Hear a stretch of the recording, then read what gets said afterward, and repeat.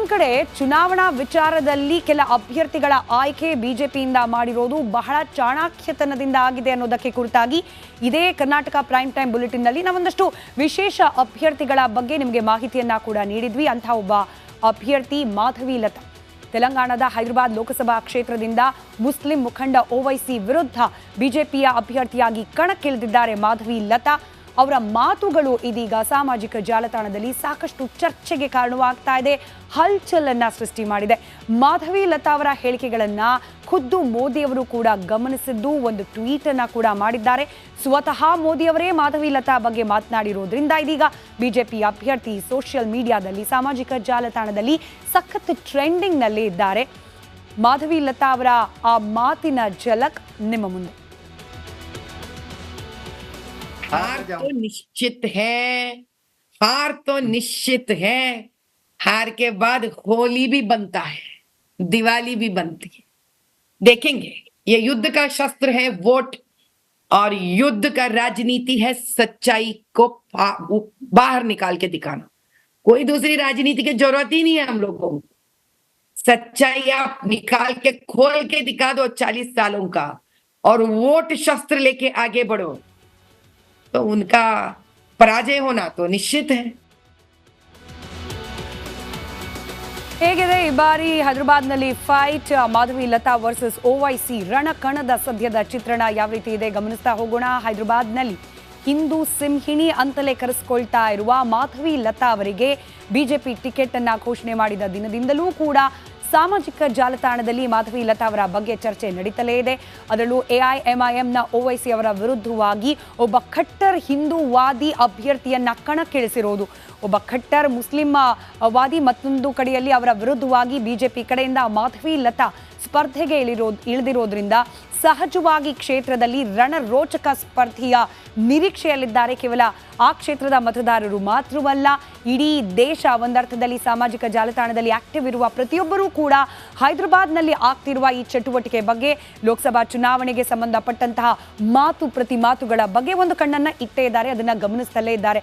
ಇಲ್ಲಿವರೆಗೆ ಓವೈಸಿಗೆ ಟಕ್ಕರ್ ಕೊಡೋದು ಕಷ್ಟದ ಮಾತಾಗಿತ್ತು. ಅವರ ನೇರ ಪ್ರಖರ ಮಾತುಗಳು, ನೇರವಾಗಿ ಮೋದಿಯನ್ನ ಟಾರ್ಗೆಟ್ ಮಾಡಿ ಮಾತನಾಡ್ತಾ ಇದ್ದ ಕೆಲ ಮಾತುಗಳು, ಅವರ ಮಾತಿಗೆ ಜವಾಬ್ ಕೊಡೋದು ಕಷ್ಟ ಅನ್ನೋ ರೀತಿಯ ಪರಿಸ್ಥಿತಿ ಇತ್ತು ಇಲ್ಲಿವರೆಗೂ. ಆದರೆ ಯಾವಾಗ ಮಾಧವಿ ಲತಾ ಅವರನ್ನ ಅಖಾಡಕ್ಕೆ ಇಳಿಸಲಾಯಿತು, ಚಿತ್ರಣ ಬದಲಾಯಿತು, ಮಾತಿಗೆ ಪ್ರತಿ ಮಾತು, ಒಂದು ಮಾತಿಗೆ 10 ಮಾತು ಕೌಂಟರ್ ಅನ್ನೋ ರೀತಿಯಲ್ಲಿ ಮಾಧವಿ ಲತಾ ಅವರು ಚುನಾವಣಾ ಅಖಾಡಕ್ಕೆ ಇಳಿದು ಅಬ್ಬರದ ಪ್ರಚಾರ ಹಾಗೆ ಬಿರುಸಿನ ಭಾಷಣದ ಮೂಲಕ ಆ ರಣಕಣದ ಚಿತ್ರಣ ಬದಲಾಗುವಂತೆ ಮಾಡಿದ್ದಾರೆ ಅನ್ನೋದು ಕೂಡ ಚರ್ಚೆಗೆ ಒಳಪಟ್ಟಿದೆ.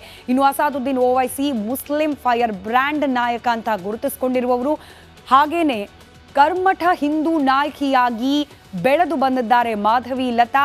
ಹೀಗಾಗಿ ಎರಡು ಐಡಿಯಾಲಜಿಗಳ ನಡುವಿನ ಈ ಟಫ್ ಫೈಟ್ ಯಾವ ರೀತಿಯಾಗಿ ಪರಿಣಾಮವಾಗಿ ಹೊರಹೊಮ್ಮುತ್ತೆ ಅನ್ನೋದರ ಸಹಜ ಕುತೂಹಲ ರಾಷ್ಟ್ರಾದ್ಯಂತ ಇದ್ದೇ ಇದೆ. ಹಿಂದುತ್ವದ ಬಗ್ಗೆ ಮಾಧವಿ ಅವರ ಮಾತುಗಳು ಇದೀಗ ಎಲ್ಲೆಡೆ ವೈರಲ್ ಆಗ್ತಾ ಇದೆ. ಬಲಪಂಥೀಯ ಐಡಿಯಾಲಜಿಯನ್ನ ಅನುಸರಿಸುವವರು ಮಾಧವಿ ಲತಾ ಅವರ ಮಾತುಗಳ ವಿಡಿಯೋಗಳನ್ನ ರೀಟ್ವೀಟ್ ಶೇರ್ ಮಾಡ್ತಾ ಇದ್ದಾರೆ. ಹೀಗಾಗಿ ಸೋಷಿಯಲ್ ಮೀಡಿಯಾದಲ್ಲಿ ಸಾಕಷ್ಟು ವೈರಲ್ ಆಗ್ತಾ ಇದೆ ಮಾಧವಿ ಲತಾ ಅವರ ಮಾತಿನ ವಿಡಿಯೋಗಳು. ಇನ್ನು ಮಾಧವಿ ಲತಾ ಕೂಡ ಹೈದರಾಬಾದ್ ಮೂಲದವರು, ಹಾಗಾಗಿ ಆ ಕ್ಷೇತ್ರದ ಒಂದಷ್ಟು ನಾಡಿ ಮಿಡಿತವನ್ನ, ಮತದಾರರ ಮನದಾಳವನ್ನ ಅರಿತಿರುವವರಾಗಿದ್ದಾರೆ ಮಾಧವಿ ಲತಾ.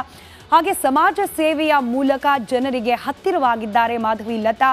ಹಾಗೆ ಅವರು ಮಾಡುವ ಅನೇಕ ಸಮಾಜದ ಪರವಾದ ಚಟುವಟಿಕೆಗಳಿಂದಾಗಿ ಒಂದಷ್ಟು ಮತದಾರರ ಮನಸ್ಸನ್ನ ಸೆಳೆಯುವಲ್ಲಿ ಯಶಸ್ವಿಯಾಗಿದ್ದಾರೆ ಅನ್ನೋದು ಕೂಡ ಬಿಜೆಪಿ ಇವರನ್ನ ಕನ್ಸಿಡರ್ ಮಾಡಿ ಅಭ್ಯರ್ಥಿಯಾಗಿ ಕಣಕ್ಕೆ ಇಳಿಸಲಿಕ್ಕೆ ಸಹಕಾರಿಯಾಗಿದೆ. ಇನ್ನು ಮಾಧವಿ ಲತಾ ಅವರು ಭರತನಾಟ್ಯ ಡ್ಯಾನ್ಸರ್, 100ಕ್ಕೂ ಅಧಿಕ ಕಾರ್ಯಕ್ರಮಗಳನ್ನು ಕೂಡ ಅವರು ನೀಡಿದ್ದಾರೆ. ಹಾಗೆ ಕೇವಲ ಇದಿಷ್ಟು ಮಾತ್ರವಲ್ಲ, ಈಗ ಖಟ್ಟರ್ ಮುಸ್ಲಿಂ ವಾದಿ ಓವೈಸಿ ಅವರಿಗೆ ಟಕ್ಕರ್ ಕೊಡ್ತಿರೋ ಮತ್ತೊಂದು ವಿಚಾರ ಅಂತಂದ್ರೆ, ಮುಸ್ಲಿಂ ಮಹಿಳೆಯರ ಪರವಾಗಿಯೂ ಕೂಡ, ಮುಸಲ್ಮಾನ ಸಮುದಾಯದ ಮಕ್ಕಳ ಹಕ್ಕುಗಳ ಪರವಾಗಿಯೂ ಕೂಡ ಮಾಧವಿ ಲತಾ ಅವರು ಮಾಡ್ತಾ ಇರುವ ಕೆಲವೊಂದಷ್ಟು ಕಾರ್ಯಕ್ರಮಗಳು, ಎಸ್ಪೆಷಲಿ ಟ್ರಿಪಲ್ ತಲಾಖ್ ವಿಚಾರಕ್ಕಾಗಿ, ಅದರ ರದ್ದಿಗಾಗಿ ಮುಸ್ಲಿಂ ಮಹಿಳೆಯರಿಗೆ ಸಾಥ್ ಕೊಟ್ಟು ಹೋರಾಟವನ್ನು ನಡೆಸಿದ್ರು ಮಾಧವಿ ಲತಾ ಅವರು. ಹಾಗೆ ಮಾಧವಿಗೆ ದೊಡ್ಡ ಮಟ್ಟದಲ್ಲಿ ಮುಸ್ಲಿಂ ಸಮುದಾಯದ ಮಹಿಳೆಯರು ಕೂಡ ಸಂದರ್ಭದಲ್ಲಿ ಸಾಥನ್ನ ಕೊಟ್ಟಿದ್ರು. ಇದರ ಜೊತೆಗೆ ಮದರಸಾಗಳ ಬಡ ಮಕ್ಕಳಿಗೆ ಸತತವಾಗಿ ಆಹಾರವನ್ನು ಪೂರೈಕೆ ಮಾಡುವ ಕಾರ್ಯದಲ್ಲಿ ಮಾಧವಿ ಅವರು ತಮ್ಮನ್ನ ತಾವು ತೊಡಗಿಸಿಕೊಂಡಿದ್ದಾರೆ. ಇದರ ಜೊತೆಗೆ ಜೊತೆಗೆ ಹೈದರಾಬಾದ್ನಲ್ಲಿ ಗೋಶಾಲೆಯೊಂದನ್ನು ಕೂಡ ನಡೆಸ್ತಾರೆ ಮಾಧವಿ ಲತಾ. ಹಿಂದೂಗಳು ಒಂದಾಗಿದ್ದಾರೆ, ಓವೈಸಿಗೆ ಸೋಲು ಫಿಕ್ಸ್ ಅನ್ನೋ ಮಾತುಗಳು. ಮುಸ್ಲಿಂ ಸಮುದಾಯದವರಿಗೂ ಕೂಡ ನಾನು ಅವರ ಪರವಾಗಿಯೂ ಕೂಡ ಕೆಲಸ ಮಾಡ್ತೇನೆ ಅನ್ನೋ ಮಾಧವಿ ಅವರ ಭರವಸೆಯ ಮಾತುಗಳು. ಯಾವ ರೀತಿಯಾಗಿ ಪರಿಗಣಿಸ್ತಾರೆ ಆ ಸಮುದಾಯದ ಜನ? ಹೈದರಾಬಾದ್ನ ಲೋಕಸಭಾ ಚುನಾವಣೆಯಲ್ಲಿ ಯಾರ ಪರವಾಗಿ ಮತದಾರ ಈ ಬಾರಿ ನಿಲ್ತಾನೆ ಅನ್ನೋ ಕುತೂಹಲಕ್ಕೆ ಕಾರಣವಾಗ್ತಾ ಇದೆ. ಮತ್ತೊಂದು ಕಡೆ ವಾಪಸ್ ಬರೋಣ. ನಮ್ಮ ರಾಜ್ಯದಲ್ಲಿ ಆಗ್ತಾ ಇರುವ ಚುನಾವಣೆಗೆ ಸಂಬಂಧಪಟ್ಟ ಚಟುವಟಿಕೆಗಳಿಗೆ, ಅದರಲ್ಲೂ ಲೋಕಸಭಾ ಚುನಾವಣೆಗೆ ಸಂಬಂಧಪಟ್ಟಂತೆ ನೀತಿ ಸಂಹಿತೆ ಜಾರಿಯಾದ ದಿನದಿಂದಲೂ ಕೂಡ ಚುನಾವಣಾ ಆಯೋಗದ ಅಧಿಕಾರಿಗಳು ಬಿರುಸಿನ ಚಟುವಟಿಕೆಯಲ್ಲಿ ನಿರತರಾಗಿದ್ದಾರೆ. ಅದರಲ್ಲೂ ಅಕ್ರಮವಾಗಿ ಸಾಗಾಟ ಮಾಡುವ ಹಣಗಳ ಮೇಲೆ ಕಣ್ಣಿಟ್ಟಿದ್ದಾರೆ. ಆದರೆ ಇಲ್ಲಿ ಬಳ್ಳಾರಿಯಲ್ಲಿ ನೀವೇನು ದೃಶ್ಯದಲ್ಲಿ ಗಮನಿಸ್ತಾ ಇದ್ರಿ, 5.6 ಕೋಟಿ ಹಣ ಸೀಸ್ ಆಗಿದೆ. ಆದರೆ ಇದು ಅಕ್ರಮವಾಗಿ ಸಾಗಾಟ ಮಾಡೋ ಸಂದರ್ಭದಲ್ಲಾಗಿದ್ದಲ್ಲ, ಬದಲಾಗಿ ಬಳ್ಳಾರಿಯಲ್ಲಿ ದಾಖಲೆ ಇಲ್ಲದ ಕೋಟ್ಯಾಂತರ ರೂಪಾಯಿ ಹಣವನ್ನು ಮನೆ ಮೇಲೆ ರೇಡ್ ನಡೆಸಿದ ಸಂದರ್ಭದಲ್ಲಿ ಸೀಸ್ ಮಾಡಲಾಗಿದೆ. ಚಿನ್ನದ ವ್ಯಾಪಾರಿ ಒಬ್ಬರ ಮನೆ ಮೇಲೆ ನಡೆದಂತಹ ರೇಡ್ ಅದು. 5,60,00,000 ಹಾರ್ಡ್ ಕ್ಯಾಶ್ ನೋಡಿ, ಕಂತೆ ನೋಟ್ ಒಂದೇ ಜಾಗದಲ್ಲಿ 5 ಕೋಟಿ ಹಣ ಸೀಸ್ ಮಾಡಿದ್ದಾರೆ. ಇದರ ಜೊತೆಗೆ ಕಾರನ್ನು ಪರಿಶೀಲನೆ ಮಾಡುವ ಸಂದರ್ಭದಲ್ಲಿ ಕಂಬಳಿ ಬಜಾರ್ನಲ್ಲಿರುವ ನರೇಶ್ ಗೋಲ್ಡ್ ಶಾಪ್ ಅವರಿಗೆ ಸಂಬಂಧಪಟ್ಟ ಮನೆಯಲ್ಲಿ ಸಿಕ್ಕಿರುವ ಹಣ ಇದು.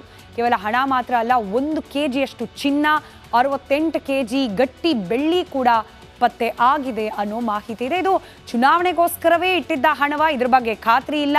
ಹವಾಲಾ ಹಣ ಇರಬಹುದು ಅನ್ನೋ ಆಯಾಮದಲ್ಲಿ ತನಿಖೆಯನ್ನ ನಡೆಸ್ತಿದ್ದೀವಿ ಅಂತ ಹೇಳಿ ಅಲ್ಲಿನ ಪೊಲೀಸ್ ವರಿಷ್ಠಾಧಿಕಾರಿಗಳು, ಜಿಲ್ಲಾಧಿಕಾರಿಗಳು ಹೇಳಿಕೆಯನ್ನ ಕೂಡ ಕೊಟ್ಟಿದ್ದಾರೆ. ಈ ಹಣದ ಮೂಲ ಏನು, ಇದಕ್ಕೆ ಸಂಬಂಧಪಟ್ಟ ದಾಖಲೆಗಳೇನು, ಅದೆಲ್ಲದರ ಪರಿಶೀಲನೆ ಸದ್ಯಕ್ಕೆ ನಡೀತಾ ಇದೆ. ನಮಸ್ಕಾರ, ಕರ್ನಾಟಕ ಪ್ರೈಮ್ ಟೈಮ್ಗೆ ಸ್ವಾಗತ. ನಾನು ಜಯಪ್ರಕಾಶ್ ಶೆಟ್ಟಿ. ಇಡೀ ಕರ್ನಾಡು ಇವತ್ತು ರೆಬೆಲ್ ಆಗಿ ನಿಂತಿದೆ. ಈ ಹಗರಣಗಳನ್ನು ಸದನದಲ್ಲಿ ಪ್ರಸ್ತಾಪ ಮಾಡಲು ಕೂಡ ಕಾಂಗ್ರೆಸ್ ಹಿಂದೇಟು ಹಾಕಿದ್ದೇಕೆ? ನಿಮ್ಗೆ ಸಂಬಳ ಅದಕ್ಕೆ, ನಿಮಗೆ ವಾಹನ ಅದಕ್ಕೆ, ನಿಮಗೆ ವೆಪನ್ ಅದಕ್ಕೆ, ನೀವು ಅದನ್ನು ಸೆರೆ ಹಿಡಿಬೇಕಾಗಿತ್ತು. ನೀವು ವಿದ್ಯುತ್ ಬರ ಇದೆ ಅಂತ ಹೇಳ್ತಾ ಇದ್ದೀರಿ, ಎಲ್ಲಿ ಬರ ಇದೆ ನೀವು ಹೇಳಬೇಕು. ಪಾಕಿಸ್ತಾನ್ ಆಕ್ಯುಪೈಡ್ ಕಾಶ್ಮೀರ್ ಅದು ಎಂದೆಂದಿಗೂ ನಮ್ಮದು. 40 ಮೆಷಿನ್ಗಳು ತಂದಿತ್ತು ನೋಟ್ ಎಣಿಸುವುದಕ್ಕೆ, ಅದೇ ಹಾಳಾಗಿದೆ. ಮಥುರಾದ ಗಲಾಟೆ ಇದೆಯಲ್ಲ, ಅದು ಸ್ಥಳೀಯವಾಗಿ ಕೂತು ಪರಿಹರಿಸಬಹುದಾದಂಥ ಕಾನೂನಿದೆ. ಗ್ಯಾರಂಟಿ ಯೋಜನೆಯಿಂದ ನಷ್ಟ ಆಗಿದೆ, ಲಾಭ ಆಗಿದೆ, ದಯವಿಟ್ಟು ಹೇಳಿ. Dawood Ibrahim most wanted criminal ಯಾವಾಗಾದ ಅಂದರೆ ಇಲ್ಲಿ ತನಕ ಭಾರತ ದೇಶದಲ್ಲಿ ಓರ್ವ ದಲಿತ ಪ್ರಧಾನಿಯಾದಂಥ ಇತಿಹಾಸವೇ ಇಲ್ಲ. ರಿಪಬ್ಲಿಕ್ ವರ್ಲ್ಡ್ ಆಪ್ ಇದು ಕೇವಲ ಅಪ್ಲಿಕೇಶನ್ ಅಲ್ಲ, ಸಮಗ್ರ ಸುದ್ದಿಗಳ ಸಂಪರ್ಕ ಮಾರ್ಗಕ್ಕೆ ಕ್ರಾಂತಿಕಾರಿ ಬದಲಾವಣೆ. ರಿಪಬ್ಲಿಕ್ ವರ್ಲ್ಡ್ ಆಪ್ ಕೇವಲ ಸುದ್ದಿ ಅಪ್ಲಿಕೇಶನ್ ಅನ್ನ ಪರಿಚಯ ಮಾಡ್ತಾ ಇಲ್ಲ, ಬದಲಾಗಿ ಡಿಜಿಟಲ್ ಸುದ್ದಿ ಬಳಕೆಯ ಹೊಸ ಯುಗಕ್ಕೆ ನಾಂದಿ ಹಾಡ್ತಾ ಇದೆ. ಇದೊಂದು ಬ್ರೇಕಿಂಗ್ ನ್ಯೂಸ್, ಪ್ರಭಾವಶಾಲಿ ಕಾರ್ಯಕ್ರಮಗಳಿಗೆ ಗಟ್ಟಿಯಾದ ವೇದಿಕೆ. ರಿಪಬ್ಲಿಕ್ ವರ್ಲ್ಡ್ ಅಪ್ಲಿಕೇಶನ್ ಈಗ ಲೈವ್ ಆಗಿದೆ.